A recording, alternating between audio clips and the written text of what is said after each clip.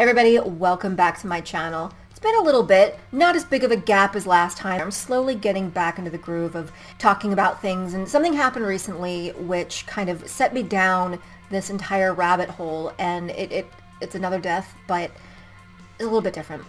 I wanted to talk about, I don't know if you remember, if you've been with me for a while, you will probably remember that video that I made. It is the infamous fartberry video, and if you are new and you hear me say that word, you're probably like, okay, I'm clicking off this video now before it gets horrific. It's really not, I promise. So Bruce Degan is the one who wrote the song. He didn't write a fartberry song. It accidentally became that, where a bear and a child, they're singing a song as they go foraging for berries, about different berries, and you're reading through the book, and every time you hear the beep and it tells you to turn the page. And that was Bruce Degan, and he unfortunately passed a few days ago. And my friend sent me a message who remembers this very incident and when it happened. So we're talking 94, 95 is when this happened. You know, it got me thinking about like technology and what as kids we did with technology, the little bits we got, like how we used it to our advantage and how much we like got as much as we could out of it. Because I always think, what would the goth subculture have been like back then if we'd have had access to the same stuff that people have access to today? And I would say not the same. We had a lot more of sentimental experiences because we had to do a lot of more in-person stuff, you know, like the physical things, the tangible things. Whereas now everything is basically digital or done online. You could have entire friendships online, you could attend events online, and not really have to leave your house. Whereas back in the day, we had to, we had to go out and find each other. And we had the phone, and some people had things like email, but we didn't all have that. And even the kids that had the internet in their house, it was something that you didn't get to do very often because it was connected to your phone line, and that got very expensive. So what it got me thinking about is how I found out about the whole fartberry thing. And I'm going to explain this to you. If you are not new here, you're going to hear the story again, but not in its entirety. There's a whole other story attached to that. So what I mean by we found fun wherever we could, and when we found a way to use technology to the limit of even beyond its mean or like outside of its intended use, we found a way. And one thing that we realized is because we had a lot of mixtapes. A lot of us who couldn't afford CDs, we would listen to tapes. We would get cassette tapes. And our boom boxes, our little like, stereo system things. Most of us had like little boom boxes, little setups that were like, the little compact thing. You had like the CD player on the top and then like the tape cassette deck in the front. And if you're lucky, you had the one with two, which meant you can record from one tape to the other. And oftentimes we would borrow CDs from friends and we would record the CD onto tape. This is where we got into using things beyond their purpose. And when you had the cassette deck, something that we all knew is that when you push the play button almost all the way down, not quite all the way, but almost all the way down, you would take whatever tape you were about to listen to and it would send them into chipmunk mode. So it would speed it up enough to where they sounded like the chipmunks. So imagine the delight of like 14, 15-year-old kids with borderline toddler humor the moment we hear our favorite bands sung by Alvin and the Chipmunks. So it was hilarious. Remember I said sometimes you're lucky enough to where you had the two tape decks and the CD player? So not only could you record a CD onto tape, but you can record one tape to the other tape. And that meant if you had two people there and you could hold that play button part of the way down, whatever song you were listening to, you can record it in that mode onto the other tape, which we made so many mixtapes just doing that alone. I'm just remembering what New Order, Bizarre Love Triangle sounded like. That one was really funny. So naturally, when we found out that this fun feature existed, we would play every single tape that we owned at warp speed and just die laughing. I exhausted all my tapes. I exhausted all my parents' tapes. I went to my sister's room. She was a kid. And then I stumbled upon a masterpiece, a gem, Jamberry.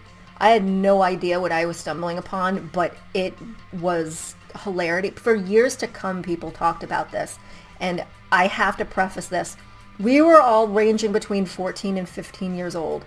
Okay, we had that level of humor and little to no technology. We didn't have what we have today. So we worked with what we had, bearing that in mind.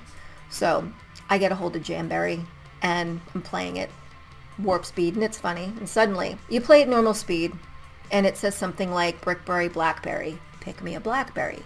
But something magical happened when you played it at triple the speed. And I kid you not, it said pick me a Fartberry. But it said pick me a Fartberry in the most frantic voice. There is not a person that I was friends with in my friend group that did not listen to that and not die. And it was the joke that never got old. Everybody. And like, they would be like, play the Fartberry song, play the Fartberry song. And we're like goth kids, mind you. We're like alternative, punk, goth kids, all of us in my bedroom playing the Fartberry song over and over again. Because we have no technology to play with. We had an MTV. And my friend's keyboard, I'll tell you about that one in a minute. I'm going to play this for you, just so you know, because I found Jamberry online, and given modern technology, I was able to just speed it up. So you can see this for yourself, that this is exactly what we heard. Blackberry, Blackberry, pick me a Blackberry. Tell me that's not funny. To this day, I still find it funny. But I understand why it probably wouldn't connect nowadays, because there's so many other things that you can do now with technology. But I think about it, and I think if we had access to this stuff today, we probably would have very parallel experiences, because we would do the same things with it. Now we can make videos, definitely get in vocal manipulations, which we did. And that's what I was actually about to talk about. My friend Dawn had this keyboard. And it was this weird Casio keyboard. I've been looking for it ever since. And it had a voice record function, and then you could play whatever you said on the keyboard. But it only recorded like 5 seconds of your voice. And we would just say random things, and then we would play it. And then it had a function where it would turn it into a song. But what this actually meant to people like us is, how can we push this beyond its limits? And that meant we are going to take this keyboard and we're going to make Scorsese level prank calls using that tape deck, which we did. So what we would do was we would write a script of the friend we wanted to prank. We would have a whole elaborate script. And we decided that the voice was going to be demon voice. So we would read through this script, record it into the keyboard 5 seconds at a time. It took hours sometimes. 5 seconds at a time, and then play it on demon voice and record it onto tape. And then once it was done, everything clipped together. You had this whole kind of ridiculous monologue. For the time, it was a masterpiece. And then we would call all of our friends and prank them. This is how we occupied ourselves sometimes. We didn't have like the internet to play with. We didn't have like Androids or anything like that. So this is what we did. And we had the best time. But the thing was, we had this technology, but we were using it all together. Like, we were still all in the same place using it together and sharing a physical space. Whereas nowadays, you don't really have to. And I know it seems like I kind of crap on that a lot, but I'm not really, it's not really intentional, because I know that if we had that back then, we would probably be the same way. But I do feel like certain things do get lost when it gets a little bit too convenient. And you have too much technology at your fingertips. Then that's when it kind of becomes a problem. I feel like there's a happy medium to where we can all kind of like utilize it, have fun with it, but still be together. All right, I'm going to try not to make you seasick. I would be lying if I said I didn't miss a lot of it. I think I miss the simplicity of it, and I miss the connections aspect of it. And it's not to say that I don't cherish my friends now, we don't cherish each other, but I think that the effort that we had to go through just to establish a connection, like if we were trying to find one another, it was so much more. You had to go through so much more. As like, if you were trying to reach somebody, you meant it. And it was a lot more difficult, because you could call them on the phone, but if they weren't answering the phone, looks like you were either leaving a message and hope that they get it and get back to you, or you had to wait the following day. And if it was really important, you would walk your ass over there. And I know you've probably seen a lot of these videos where people talk about, oh, we're Gen X, we were feral, we were latchkey kids. There's a lot of truth to that. I just saw a news article where a mom was arrested because she allowed her 10-year-old son to walk into town from school. And a lot of people were in the comments like, are you serious? I walked further than that, younger than that. And I had to kind of look into the situation to see if there was anything, neglectful there. And it really wasn't. It was just a kid that was competent and he was capable of walking. And so he did. When it came to me and I was that age, I was cooking. I was riding my bike. I wasn't allowed in the house. Literally, we talk about when we were drinking from hoses and stuff. And there are people like, oh my God, why didn't you just go in the house if you were thirsty? We were not allowed in the house. Your parents booted you out of the house. So if you were like off from school for whatever reason, it was after school, or it was the summertime, kicked out in the morning, and you didn't come back until the street lights came on. Sometimes they fed you, at least in my experience. So when I wanted to see a friend, I would walk my ass to their house. That's how it was. If I really wanted to see them, I would walk, and I would walk miles into like different towns as like a 14, 15, 16-year-old kid, and I would not ride a bike, even if I had access to a bike. So when I was about when I hit about 14, bikes were dorky. I was not going to ride a bike, even though it would have been much faster and more efficient. I walked, and sometimes in jelly shoes. And to those of you who have worn jelly shoes, you know exactly what I'm talking about. These things are painful. They are little torture devices, but this is when I was going through my kindergarten phase, where I was putting like little plastic baby doll like clip barrette things in my hair, where I was looking in thrift stores for old 1960s sort of polyester ruffled dresses in like the most putrid of colors, ripped fishnets, jelly shoes, little lunch boxes and things like that. You know, very a la Switchblade Symphony, L7, Babes in Toyland, and that kind of thing. But that was the aesthetic that I chose to wander around in and just completely torment my feet in jelly shoes. I remember the very first and last time I did that, I threw those jelly shoes out. I punted them, and it was Doc Martens from then on in, which also hurt.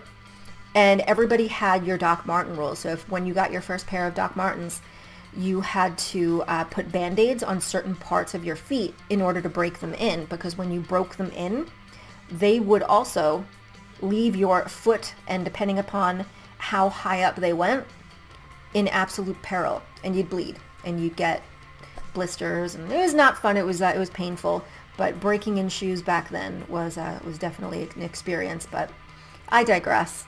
We put so much into just simply establishing contact with one another that I feel like we cherish the friendship much more because we had to work so hard for it. Now we have like Androids in our pocket, and you can reach us at any given point on any app. If you text us, we don't answer, you're messaging us on Facebook Messenger, or you're on Instagram, or you're on TikTok, or you're just calling. So, and you know that thing's on us at all times, whereas before that, your phone's at your house and nowhere else. Things were crazy, but fun. They were crazy but fun.